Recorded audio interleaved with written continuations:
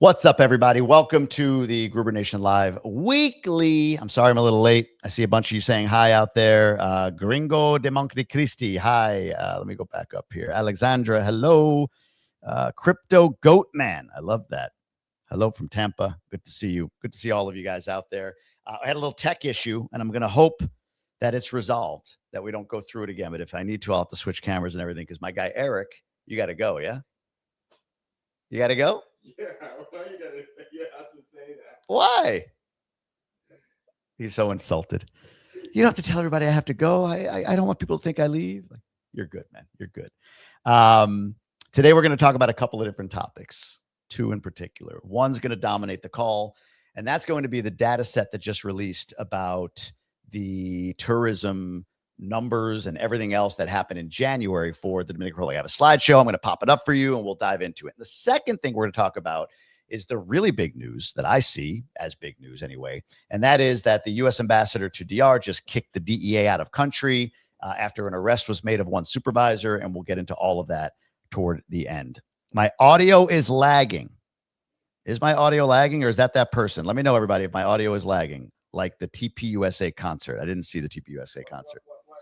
Somebody said my audio is lagging. My video might be lagging slightly. The audio should be good. Does anybody have an issue with my audio? Video, sorry, you're going to get me in a little bit of a lag. I don't know why it's doing that. We've tried a few different things. You can't put 720 on this. Yeah. Let me see if I can. The audio is perfect. We're going to try to change the video. The video is lagging, but the audio, no. That's what I thought. How do I...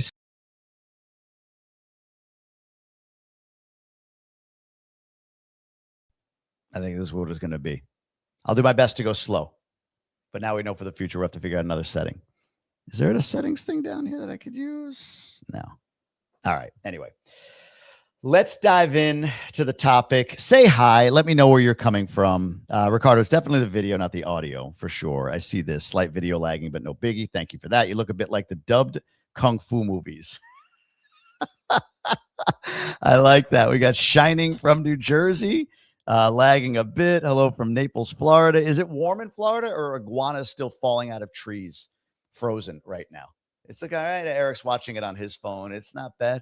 I'll just go like this so that nobody feels the lag. How's that? I'm looking at my own thing right here, so I'm going to look at the camera and ignore myself.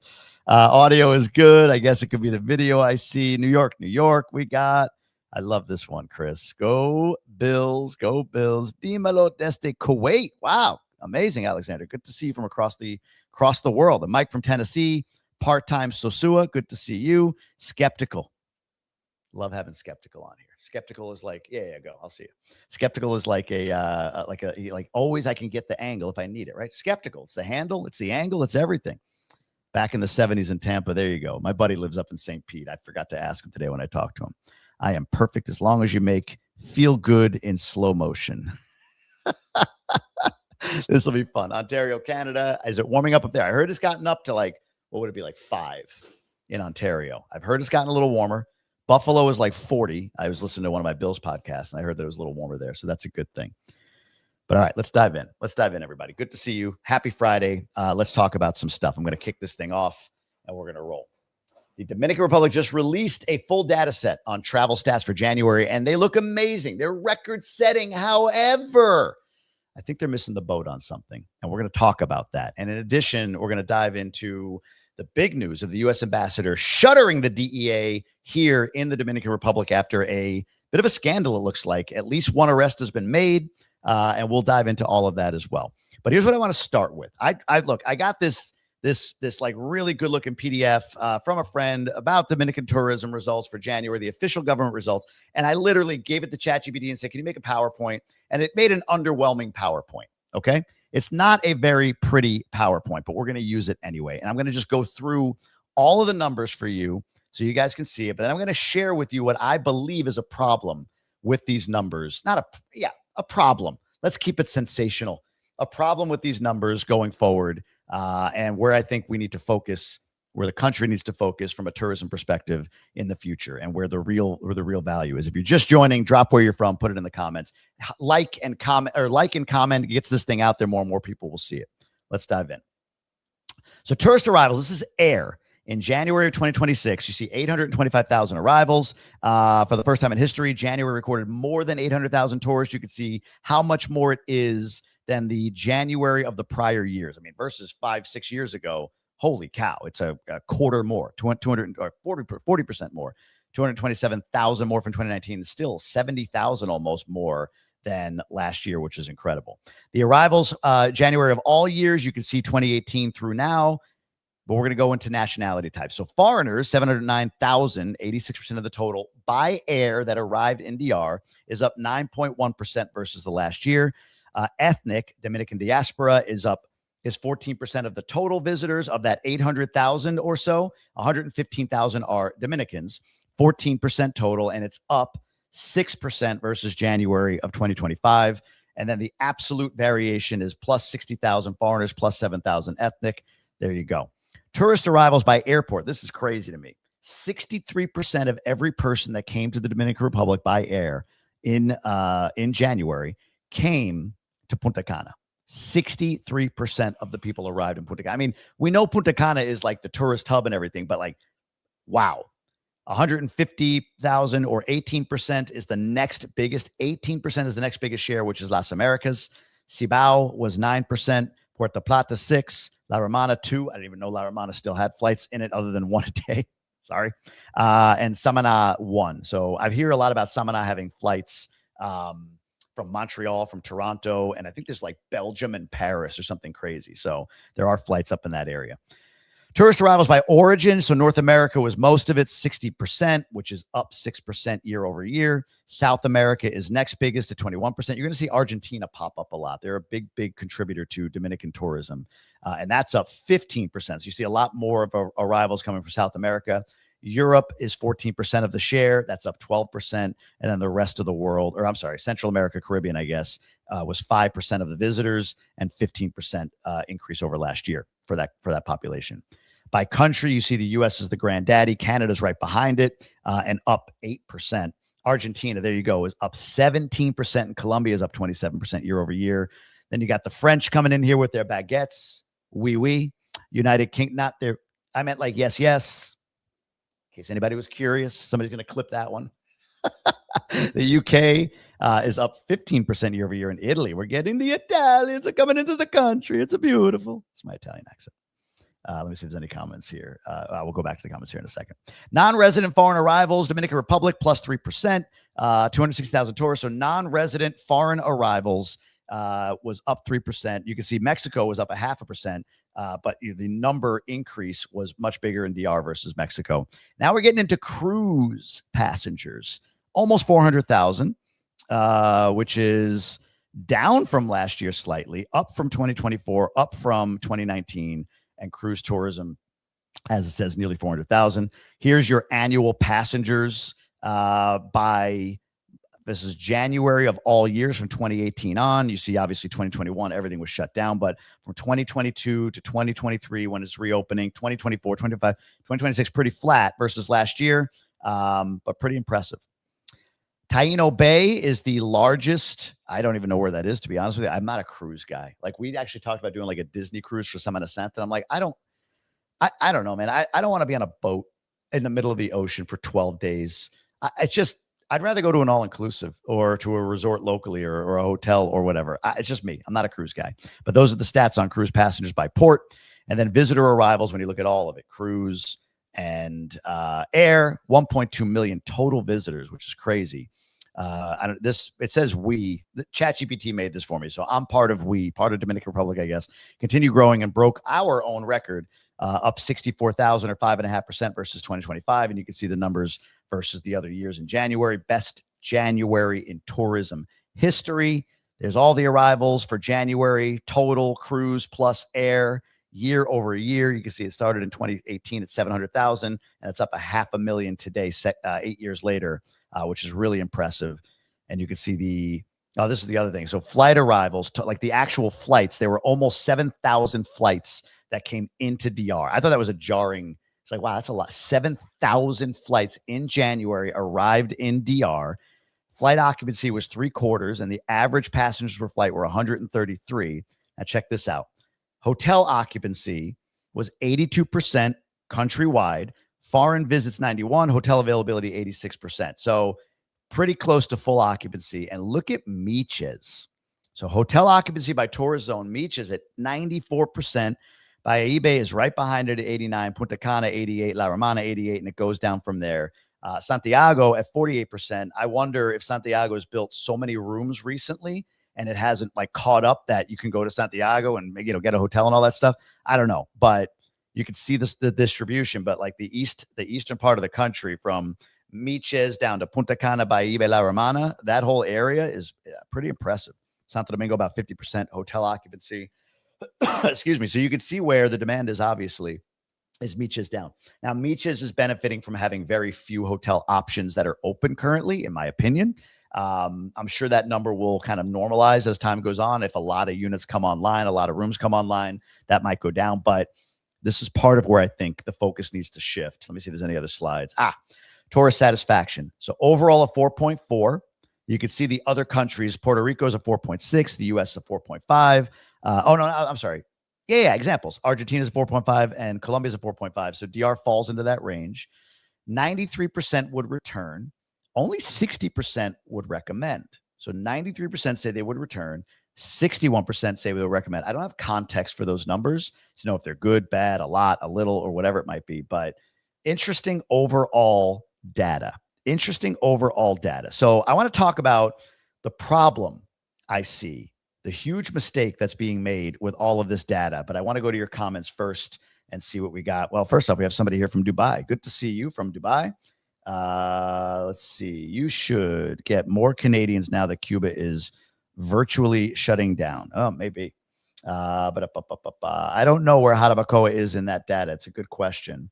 UK is surprising as far as what, Alexander? Like the number of people, a lot more, a lot less than you thought. The growth is surprising. What were your thoughts on that? Let's see. Puerto Plata has more direct flights. More people would, if Puerto Plata had more direct flights, more people would fly there. Charlotte used to have a direct there and it was always sold out, but they stopped. I wonder, and I don't know, I wonder if there's a calculation with the Ambar Highway opening back up and the amount of money being put into Santiago. If it's like Puerto Plata is good to have, let's, we'll do what we do with it. But Santiago is going to be, double the size, more than double the size that it is. It's, a very nice cosmopolitan city. And if it's only 30, 40 minutes from Puerto Plata, are they going to funnel the volume into Santiago and that investment versus Puerto Plata? I don't know. That's just a guess, or not even a guess. It's like a wondering. Some of you might have a better sense of it. Look at this. We got a donation. This is going to go straight to Second Mile Missions. I appreciate that. Love the new studio. I'm inside of Jeffers Studio. This is a studio I invested in with my videographer. I did a whole story on this. This is Jeffers Studio, by the way, at Jeffers Studios on Instagram. If you're getting a wedding, if you're doing a wedding, if you need your real estate videotaped or photoed or whatever, you need content done, you want to come and do a photo shoot when you're in town, text Eric on Instagram at Jeffers Studios. He would love to have you in here, and you can maybe use the studio, use the studio, do a podcast while you're down here, get a tax write-off. All right. Let me see what else we got. Santo Domingo is definitely growing. They have nonstop to Madrid and I think another city in Europe. Yeah. When I went to Santiago's airport and did that whole behind the scenes tour, it was like, whoa, the growth was huge. They have a whole private wing. There's a lot of private flights coming in. It's pretty darn impressive. I flew here from Madrid to Punta Cana, I assume. Skeptical. Is that right? I don't know. Let's see. Actually, that Ambar Highway, Santo Domingo focus might be something. Didn't think about that. That's my thought. Like, it's like, all right, you got a certain amount of money to invest around the country. Santo Domingo Airport's about to get blown up. Like they're putting a ton of money into that, 250 million or something like that. Plus all the development that's going to happen around it. They want to extend the metro rail all the way out to Santo Domingo Airport. Like that's an investment, and it's the biggest city in the country. It's the capital. Makes sense. Punta Cana's Punta Cana. I think you'll see airports like Cabo Rojo. Eventually, you'll see a Meeches. Eventually, you'll have these smaller outposts that maybe are private, maybe owned by like a group of Punta Cana or whatever. My opinion, and Santiago is privately owned as well and expanding. But like, does the government say, well, if these airports are expanding, let's commit to them that we're not going to expand Puerto Plata, and we'll give all the volume to you, privately owned Santiago Airport, and allow the passengers to come there, and then we'll develop processes to ship them up to Puerto Plata. Like bus companies will do that business. So we shall see. We shall see. Madrid to Punta Cana direct. Amazing. Yeah, we're thinking about, for Christmas, I'd love to go to Switzerland, and it might be easier to fly into like Madrid or Lisbon and then kind of navigate our way there. I think that would be a fun trip, but we shall see. All right. So all this data, going back to this real quick, all this stuff about tourism coming in and the amount of visitors. Let me go back and get the amount of visitors. Where was that? It was right here. The amount of visitors, 1.2 million people that have visited the country, right? Growth year over year. And I think it's great. I think it's a beautiful sign of what is the Dominican Republic and what it's becoming. I think this crushes the narrative that in some way, shape, or form, DR is like, oh, this place is whatever people say it was 10 years ago. It's growing. It's becoming a destination. It's the second most traveled to place south of the United States. Mexico is one by a mile. And then you got DR. After that, it's everything else. Colombia, Brazil, you name it. Everything else is third to DR. Mexico is like 70 million visitors a year. DR is like 12, 13, and then you've got everybody else. So it is legit. I mean, Costa Rica is a destination. They get about a quarter of the visitors that DR does. A quarter of the visitors, but we're going to talk about Costa Rica here in a second. The issue I see with all of this is not the growth. I believe growth should continue. The issue I see is probably with more of like what I would call sustainable growth. And here's what I mean. All these metrics that are being tracked, visitors into country, growth of visitors, airport distribution, that's all good. But I believe they need to add in a few metrics. One would be returning visitor rate. That's number one. How many people are coming back? That to me is so important. Non-native, right? Like not Dominican diaspora returning, but like true foreign returns to DR. Like that would be an interesting stat for me. And the second would be average spend per person off resort, right? Average spend per person off resort. The resorts may not like that, and it is what it is. But the truth of it is to grow this thing truly and sustain it long term. Like I think DR has a runway. They're building enough. There's enough going on. There's a runway of growth. We're probably going to talk every month this year about, unless something global happens, about this month being a record versus the same month last year. And we may even have that through 2027, maybe even through 2020. I don't know. I don't know how far it can go. 20 million, 25 million people visiting the country. We'll see what happens. But at a certain point, you've got to look at what's working, but what's not working. And here to me is what's not working. Bávaro, Punta Cana is all inclusives. It's all inclusives, right? And that's great if you just want like a one price all in, go to this resort and you're in. But all of the money gets spent inside the walls, or most of it inside the walls of those resorts and these mega conglomerates. What I believe when you look at Miches, Cabo Rojo, Pedernales, Rio San Juan, wherever else is popping up, the Punta Bergantin resort, that or the community that's being built, or the thing that's being built up in Puerto Plata. What I would love to see is a more even distribution of all-inclusive to non-all-inclusive, I don't know, sustainable tourism, ecotourism type of stuff. Because here's what that does. And I look at this in Miches, right? You've got Tropicalia. You've got the Four Seasons being built up there, which is a luxury niche boutique hotel, 95 rooms. There are residences as well. And those rooms are probably going to go $1,500 to $2,500 a night, not all inclusive. But because of that, what does that do? You have chefs in country that can make major, beautiful restaurants in a place like Miches. Local chefs. You can have businesses outside of that area benefiting, whether it's tourism shops, grocery stores, little boutiques, or whatever it might be. Like the local economy should be seeing more of the enrichment, in my opinion, of themselves as a result of the kind of tourism coming in. If we wall everything into an all-inclusive, I think that's a bad measure, because all-inclusives, you don't have as much control. You don't get that touch with the real local environment. And 10 years ago, 15 years ago, maybe it wasn't right to get that local touch. You know, maybe places like Punta Cana weren't quite like safe feeling enough for people to leave these locked in resorts. But my God, today with everything that's out there. I mean, if you go to Miches, you go to Samaná, you go to Puerto Plata, you go to Santo Domingo, Santiago, not that Santiago has all inclusive, but you get my point. Like there is insanely beautiful areas to visit that are safe and vibrant, things that many people, when I moved here, kept warning me weren't. Like if I took all the warnings, let me take this down because I want to make this point. If I took all the warnings that I've heard from the time that I moved here nearly 4 years ago, by now, about 12 of these.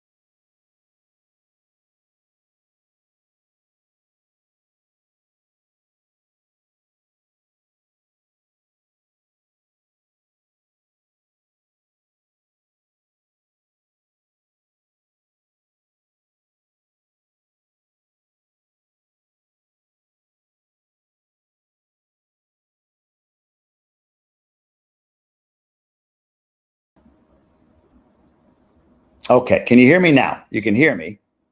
Let me turn this on. There we go. All right, it's a different angle, but you got me.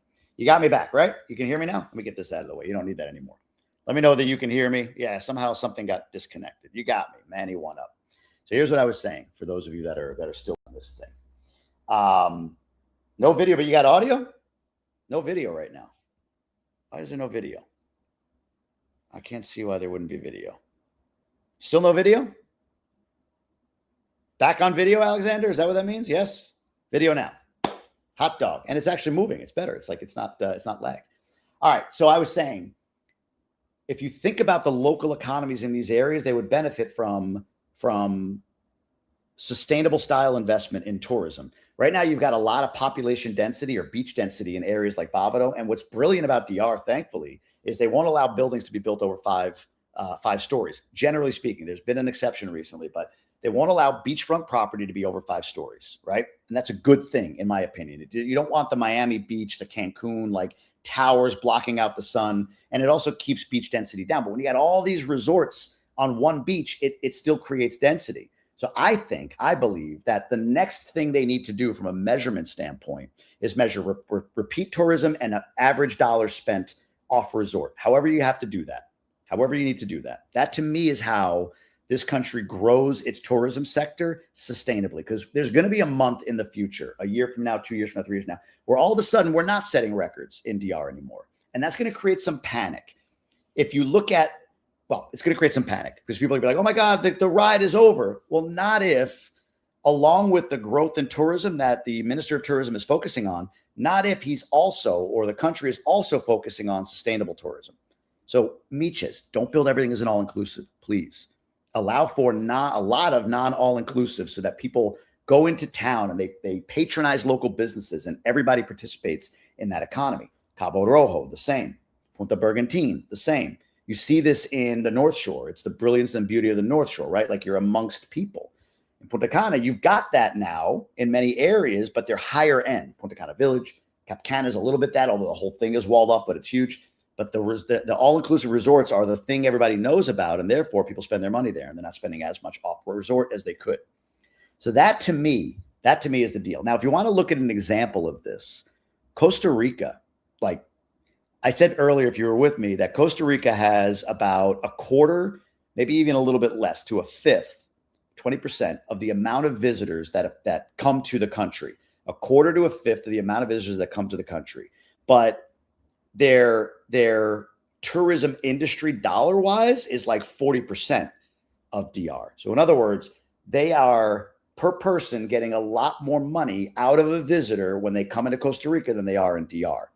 And the reason for that is Costa Rica has invested in ecotourism, in local travel, in getting people out into the country so they can patronize everything there. What's interesting about Argentinians, yeah, is they're increasing in population as far as the amount of people coming here. Where was that number? Let me find this real quick for you guys. Where was that? Right here. So Argentina is up 17% year over year in January as far as number of visitors that came into the country. They represented 8% of the total visitors to DR. But Argentinians stay on average 10 days and they travel. They don't just go to a resort. They go to Las Terrenas. They go to Jarabacoa. They travel around the country. So they're spending more money. Like, that's the model you got to hack for these two big ones. For the US and Canada, those people coming down here, you got to hack the model that you have with Argentina. Because Argentinians come, they spend more money to stay longer. Let's do that with Americans. Let's do that with Canadians. And now you start to see tourism, yes, but more sustainable tourism, more money in tourism. That is my thesis. Before we pivot to the other news story of the day, I wanted to see what people are saying here. So our 360 Life said, you're absolutely right. Increasing visits to DR beyond all-inclusive resorts would provide a stronger and more sustainable boost to the country's economic growth.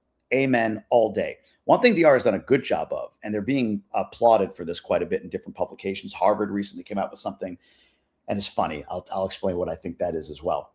The recent uptick in positive news about DR, that is. But what they have done a good job of is diversifying the economy a little bit, tourism being the granddaddy. But you also now have the logistics sector. You've got textile manufacturing. You've got agriculture. There's a big investment in medical device, right? Like, there's a diversification of this economy, which is good, but tourism still rules. The reason I believe, by the way, there's a lot more positive press about DR recently, I believe that was likely the agreement struck between the DR and US in exchange for allowing DR bases to be logistics hubs for US military. So I think the US came in and said, hey, we're not going to remove tariffs. We're not going to do anything crazy. We're not going to go from a level 2 to a level 1 travel advisor for DR, nothing like that. But we'll get some news out from the State Department to the Miami Herald, to Newsweek, to Harvard, to all the Harvard Business Review, to all these different publications. We'll make sure that we're painting DR as like, hey, people, you should check this out, which is a good trade-off for the Dominican Republic. The other thing I wonder, and I haven't seen news on it recently, is are the warships parked off the coast of Port-au-Prince another agreement the U.S. made with DR in exchange for logistics support to at least symbolically show strength in Haiti? We'll see. Those are my thoughts. When do I expect the Pedernales region tourism to really take off? I don't know. 809 for I mean, I think you have Meaches 3 to 5 years away. Pedernales is probably in that ballpark. Same with Barahona. I think Bahia Bay is in its moment. It's about to go big. Punta Cana has a lot more momentum than people realize, and I could talk about why here in a second. In fact, somebody remind me, if you're curious, why I think Punta Cana has even more. It comes down to Cap Cana. It comes down to luxury and sports. I'll explain that here in just a second. So I think Punta Cana is people are like, oh, okay, that's kind of baked. I don't think it's close to baked. I really don't. I think Santiago has a lot of runway. I think Santo Domingo has a lot of runway as far as when you look at the center of it, Piantini, Naco, Gasquet, that area becoming I guess in some ways it may gentrify. That's a good and bad thing, depending on, that's a good and bad thing, obviously, right? That's just my opinion as well. There's a lot of progress to be had in this country as long as, you don't have something global sort of or internally sacrifice all of that. But they've survived recently. They're surviving I did a video on this, the Senasa scandal. They survived some real estate issues that popped up. There's a lot of resilience built into this economy. So I don't know, Pedernales, I don't know, but I'll be down there soon, but 5 to 7 years maybe. I've been to the DR twice. Both times I stayed on an all-inclusive. The upcoming trip, I'm not. So what, Regina? Thank you. I want you, after you do that, when are you coming? What is it, April, May? I don't need the dates, but after that, when I do these lives, I hope you come on and you say, this was amazing. I'm so glad I did this. It's not the same as where if you're from the US or whatever. I had this video in mind of hey, here's some things that that just happen and it feels really weird as an American. One is your Uber or taxi driver might just turn around to get gas without telling you what they're doing. Suddenly turn around. That's happened to me and my wife in La Romana years ago. It was we were driving in one direction and then all of a sudden he turns around and we're like, whoa, this is 2012 before Uber was there. What just happened? Where are we going? And the guy didn't say anything. And we're like, what the hell? Then we get to a gas station. We asked him, he's like, oh, I'm going to get gas. We're like, gas? Is gas code for kidnapping? What's going on? So there's some things that people do here that are what's the big deal? I had to get gas, right? But for Americans, we're all puckered up. I'd be curious to see how it goes when you're not at the all-inclusive. Gringo Montecristi. My favorite vacations in DR is driving around to different towns. I have a loop I've spoken about before between Puerto Plata and Montecristi. I'm all about immersion in the culture. I love that what you're contributing to the inner circle, by the way. For those of you that are not members, we are growing fast there. It's fun. And we got so many more things coming. We have attorney office hours now twice a month where you get live Q&A with an attorney, whatever questions you have. We've got State of the Market coming out once a month, one for the Punta Cana area up through Miches and by eBay, one for the North Coast. We'll probably do one for Santiago. Really, really cool stuff that we're doing in there, plus some AI enhancements that we're making in there for Q&A and all that good stuff. So jamiegruber.com if you want to join the inner circle. But I know, immersion in all of these other cultures is amazing. I love traveling around the country, despite some content out there that accuses me of never leaving my Punta Cana bubble, which is like, whatever. I love getting around the country. I love talking to people, interacting, fumbling through my Spanish and going from there. I've traveled to several Latin American countries, says Crypto Goatman. The beauty of VR is absolutely outside the gates of a hotel. The vibes and people are my selling point, as they should be. Unfortunately, YouTube is chock full of like, I visited the most dangerous hood, or check out Sosua and all the prostitution. So it becomes the pitch for the Dominican Republic. And I hope people like Jay, myself, Jonah, Nicole Abreu, what's her name in Santo Domingo? She's amazing. Purely Walking is her channel. I hope you're seeing, and we start to infiltrate that negative image of DR with what's real, which is a very beautiful image. The Jarabacoa and Constanza region play a significant role in boosting the tourism figures for Santiago. True, Albert. That's very true. Oops, I clicked the wrong button. There's even a winery now. Oh, it's been there, right? It's amazing. Yeah. Somebody said it was shut down. I don't think so. I think it's still there. I'm coming in April. So what, Regina? After that, I hope you jump on here and tell us all about it. Staying in a condo, and so far has been great. Some pros, some cons, but all in pretty good. I love it, Skeptical. Make sure you keep us briefed on this because I love hearing about people's experiences off resort. Papa Penguin pontificating with the increase in tourism into DR. Are you seeing investment in infrastructure? I have concerns about the already stressed water system, sewage, et cetera. I am. I think it's going to be slower than the growth. I think we're in a moment here where you've got two different people, right? You have two different people, the way they see things. And I'm this one, whatever this is. This one is growth has pain. Just like my 10-year-old's legs hurt some nights because he has these growth spurts. It's natural. It's godly for growth to create pain. Not godly, but like God creates pain with growth. I see it in my personal brand. I mean, I could tell you over the last 2 weeks, the highs of going to the U.S. ambassador's house and going up to David Ortiz and saying hi. And he goes, "Oh, dude, I watch you on YouTube." Amazing. To the low of people commenting on another creator's content, calling me some of the most like ridiculous, awful names in the world. With growth comes pain. So I think that's the camp I sit in. That was his hand. I think that infrastructure, especially in Punta Cana, will come, but it's behind the pace of growth. And that's not ideal, but it's real. The other camp says, I see what I see, and this is not going to be good. And they completely write off what DR is. So yes, I see investment. You can read. I read a lot about this stuff, guys. I was up at 5 a.m. researching all of this stuff that I'm talking to you guys about. I get into this. There's a lot of investment in the electric grid. Like, so you see, and I'll report, this is the two different people, right? I'll be like, hey, look at this. This is pretty cool. Some renewables, some investment in the grid, And then you see a blackout. And I'm like, well, yeah, investment doesn't mean instant. But the person over here will call me out on that and be like, oh, see, you're saying there's all this investment. Blackout. It's like, you know how long the U.S. took to, I mean, we're talking 15 years before you have like blackouts are abnormal around the country, but they already are in Punta Cana, very abnormal in Punta Cana. And that model can be duplicated, and it'll need to be for a lot of reasons. Semiconductor manufacturing being one of them, but also sustainable tourism. But it's going to take a while. But there's investment. Papa Penguin is the point I'm trying to make. Even now, there's an elevado being I guess it's approved for downtown Punta Cana.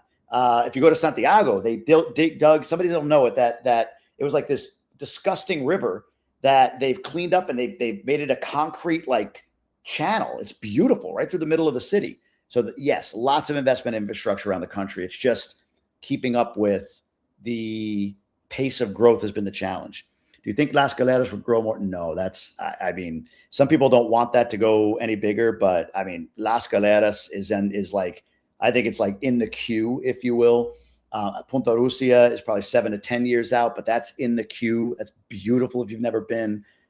Anything beachfront is going to have its day. Like it's the reality, whether we like it or not, of a capitalistic society that, if you've got that kind of beachfront property and, whoever owns it, ideally local Dominicans, like have generationally owned this land, they're going to have some conglomerate come in and say, we want to buy this. They're like, hey, here you go.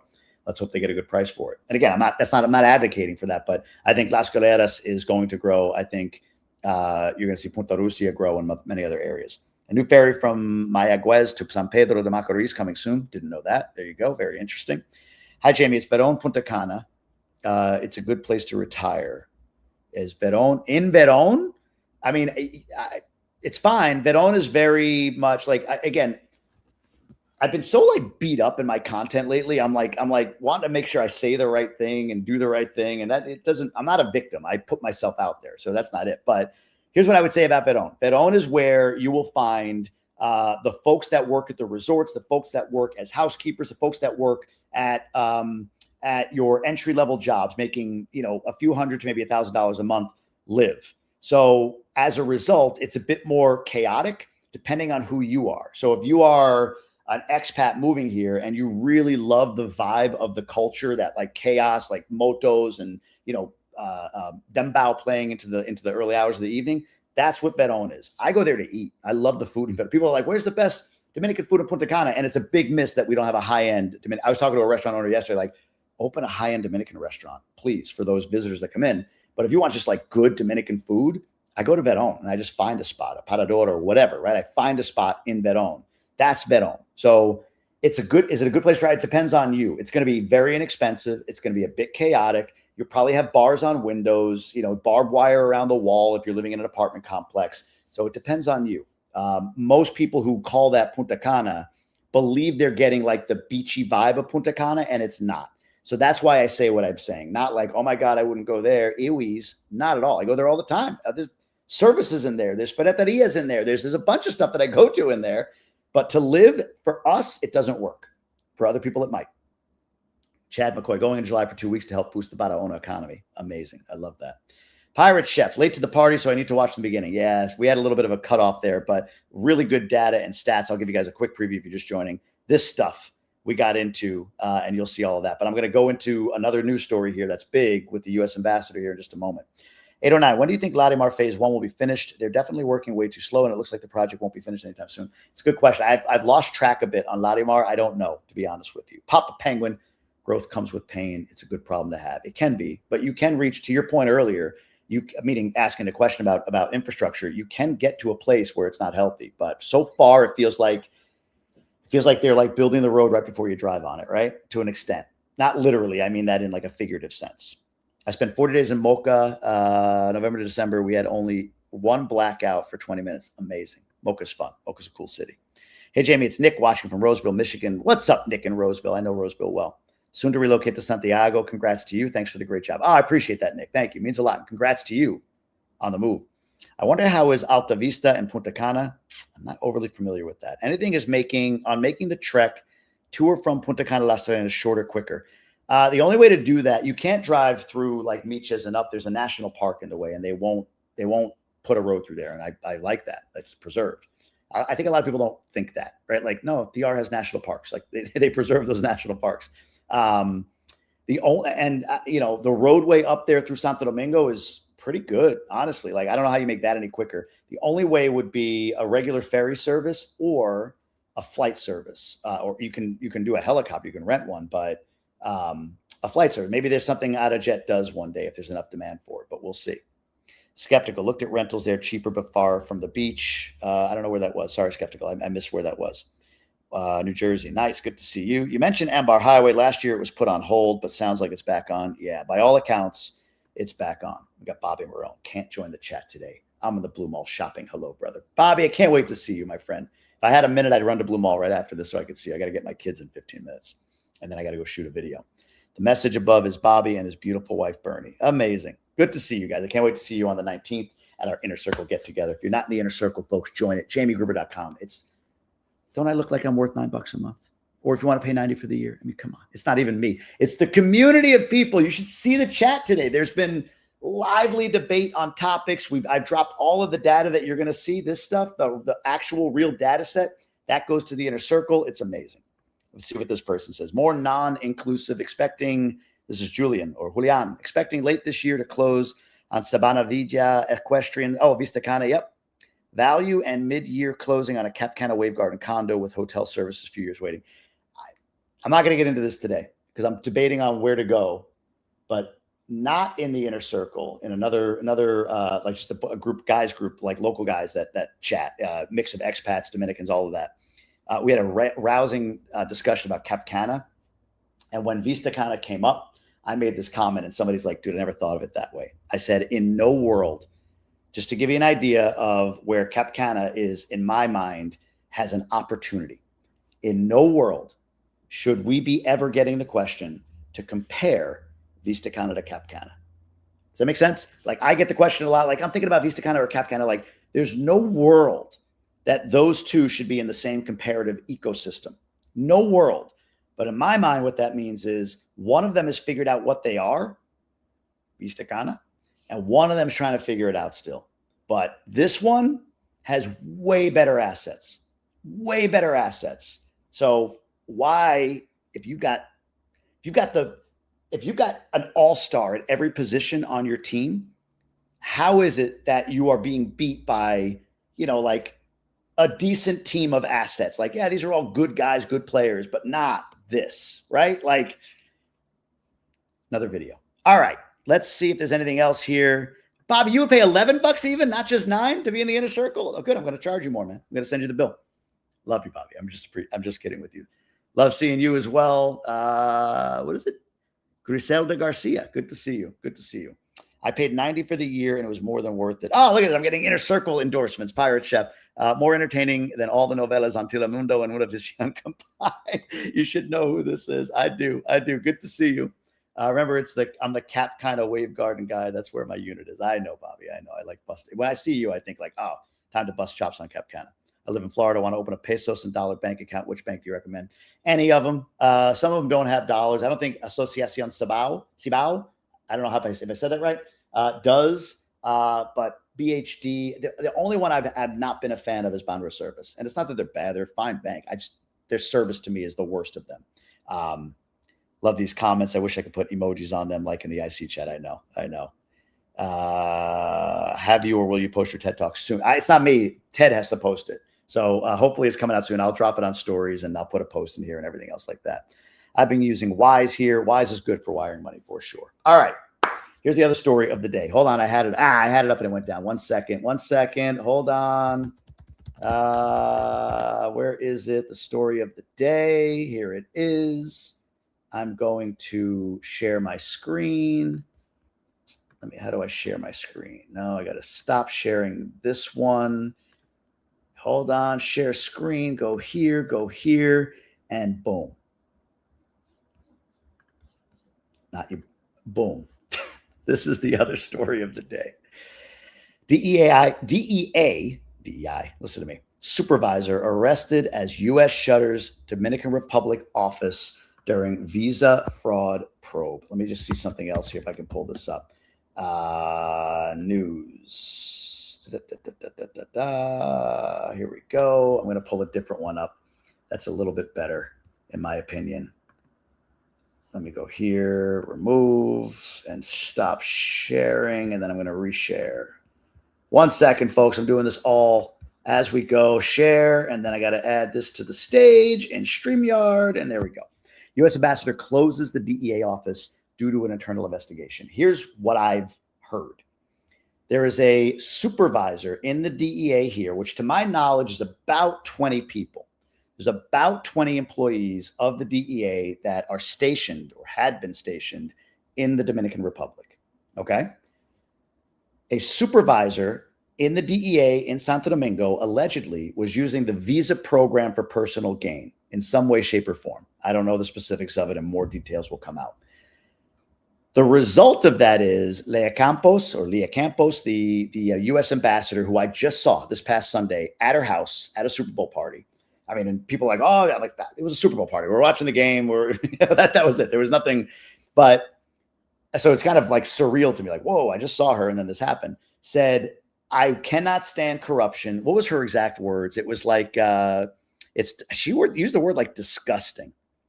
Here you go. Corruption has no place in the U.S. government or any other.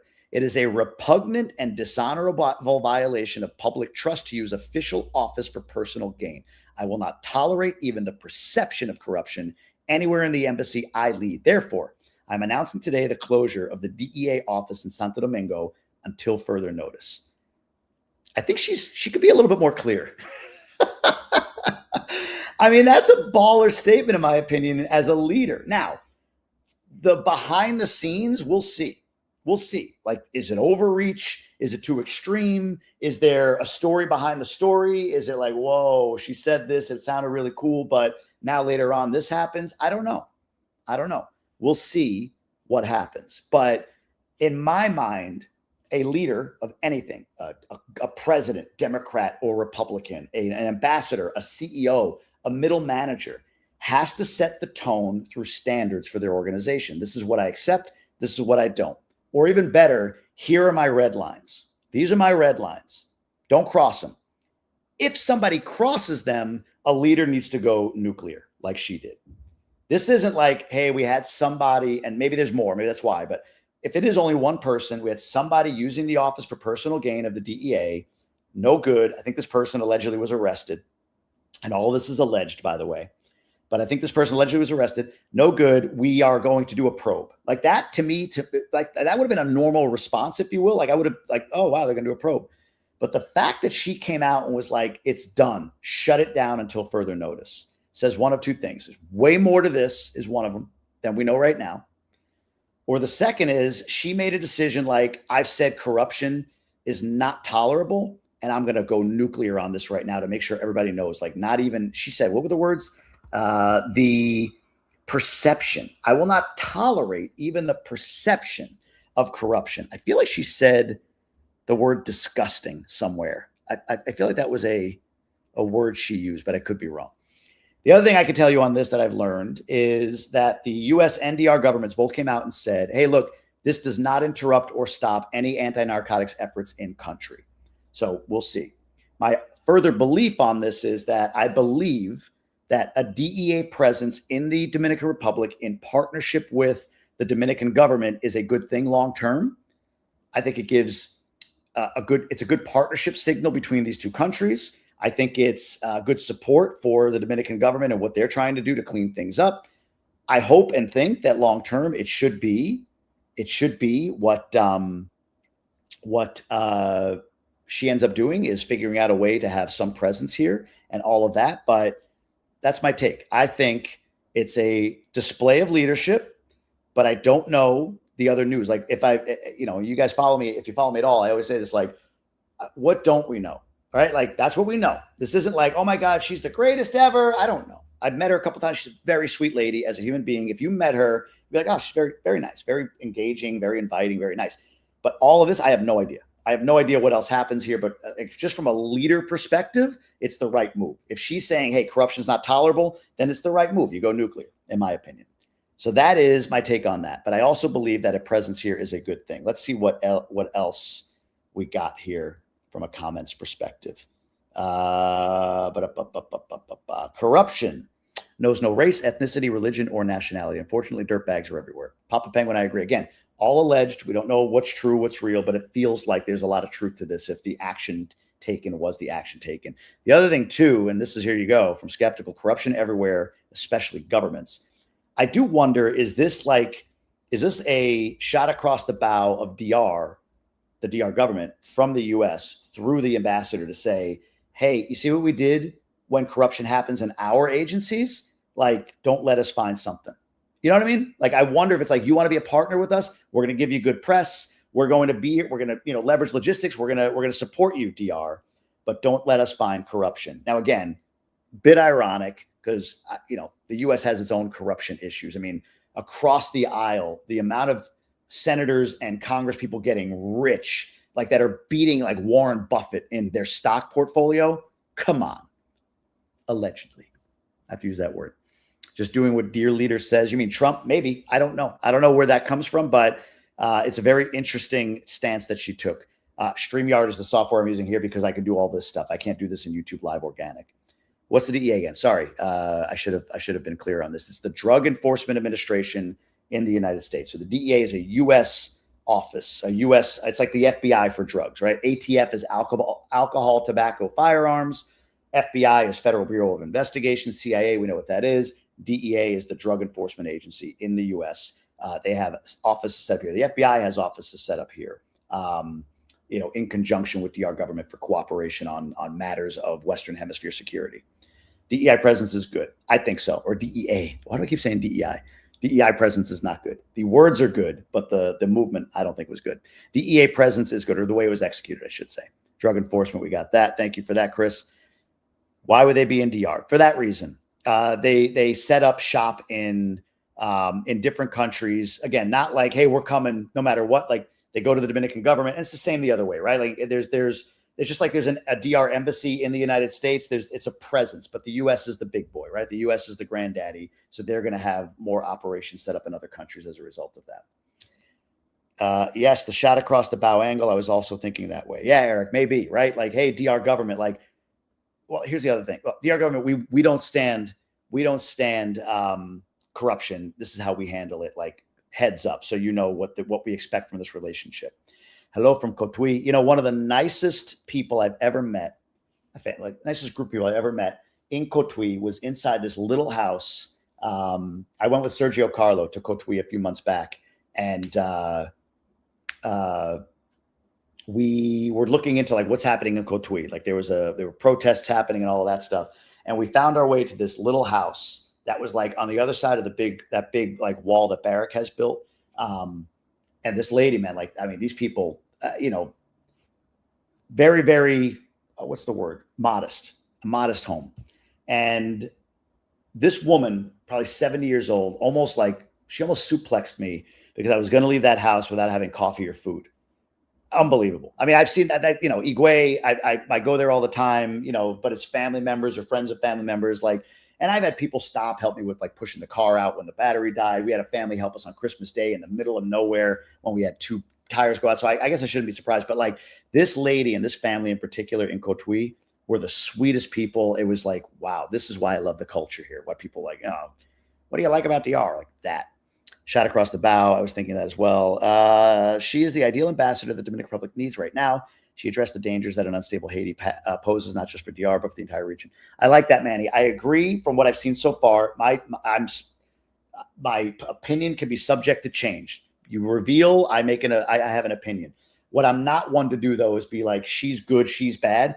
So far, from what I've seen, the moves she's made, she met with Leonel. She met with Alafoque. She met with the vice president. She met with me, for God's sakes, right? Like she's going across the aisle from the biggest of the big, David Ortiz, to the smallest of the small, me. And she's making sure she gets fully informed on everything so that she could be acting.